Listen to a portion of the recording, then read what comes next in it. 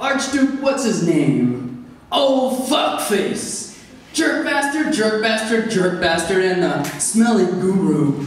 How I hate them, and all of the Achaeans, from the basest to the most decorated. I guess by now it's clear which side your narrator's on. Armies really are like forests. The men are wood, trembling to be cut down as pathways of war open up among them. But first, a war of angry faces.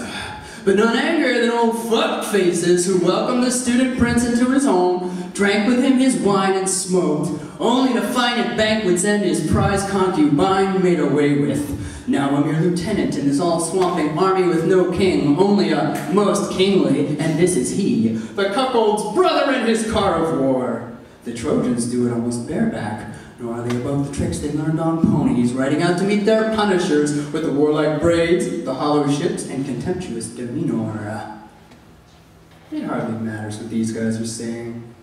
Insert whatever you find most aggressive and confrontational, most jeering and damning. The Trojan responds with something courtly. This is ritual speech on display, an instrument of terror, the power to animate it, power itself. La farce is what Simone Weil called it, and speaking it is speaking force purely. Yeah, I'm a peacock, see my pretty tail? Now your sword's all wagging. This guy. No one cares what Mr. Roman Meal thinks, not even his brother. But consider the blue distances behind them and reflected in their breastplates. That's what I do when I picture the Achaeans massed against the gentle Trojans, tossing on a red sofa the night I wrote this down. I'm not the only one to have chosen an impossible spiritual homeland for myself out of a lengthy poem. Because even in the Iliad it's like this. Greeks use language for public threats and blaming. The Trojans use public speech as little as possible.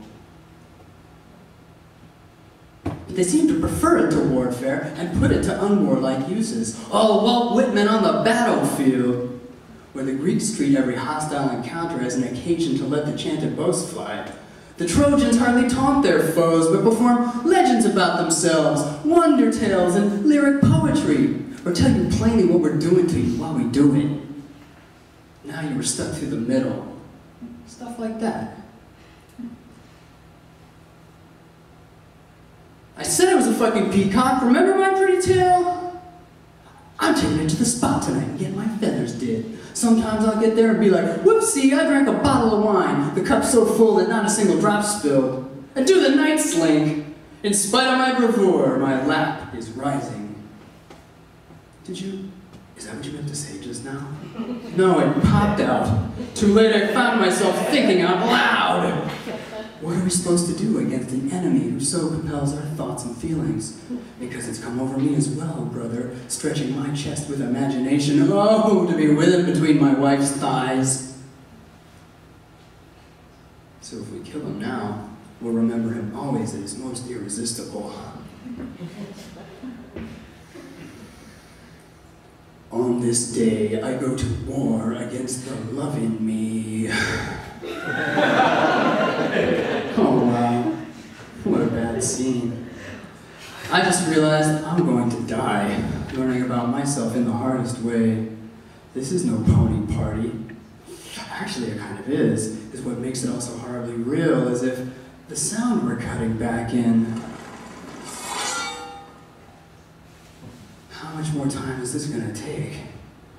My heart is in my ears. Its every report a separate agony. The fight is in my heart. My heart is upside down. I don't hear a word my brother says. Brother, we would rather you die than to compromise our city's libertine principles. Now go out and face what putting on a helmet exposes you to. Death on the sands of a B-grade epic. Brother, I love you. This love is the splitting arrow driven heavenward. Your past is behind you, and I've got my own. What kills me is you'll never read the note from Helen on your bathroom mirror. Dear Paris in lipstick, remind me to show you the new hairstyle I invented. The ponytail mullet. AKA, pull it, while looking in this pane of polished brass.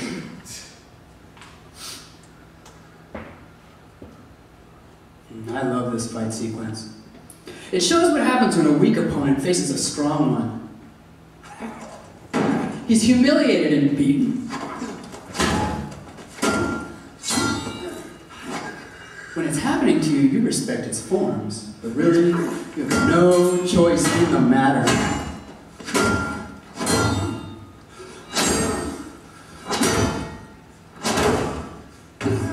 And it looks a little like Judgment Day for our seducer, who helped himself to the liberty but forgot to buff up for the role.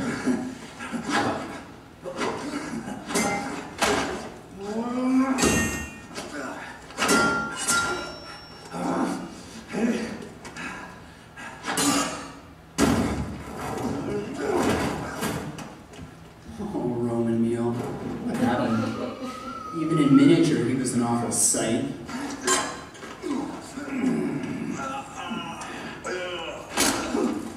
I am entering my most suggestible period just now, so check it out.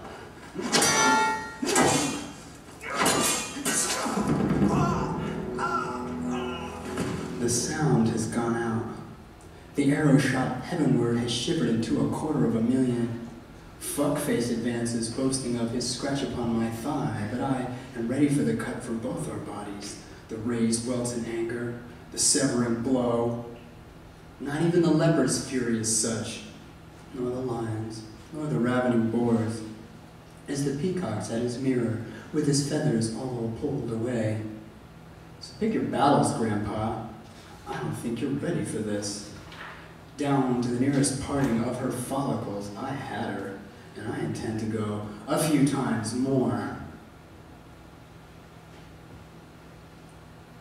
Is this what you left me for? Haters mad again. They're always mad. Mad before I showed up. I'd be mad too. We have a pact. Fight. But I'm so anti-war, it's like, why dwell on the present conflict? The Trojans this, the Trojans that. I'm sick of it. And the tap-tap-tapping of the spear points all around. What the hell for? Why should I care what this stupid armored turtle thinks? I'm like the grinning crescent on the flying flag, flying over these ruins, face down in front of my community, the hero done with acting like a can of cat food was a kill.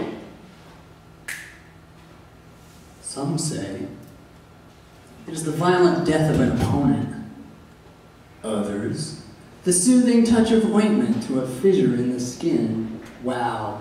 Others, name the first cigarette after a long illness. Of all things out on the black earth, the most beautiful. But I say,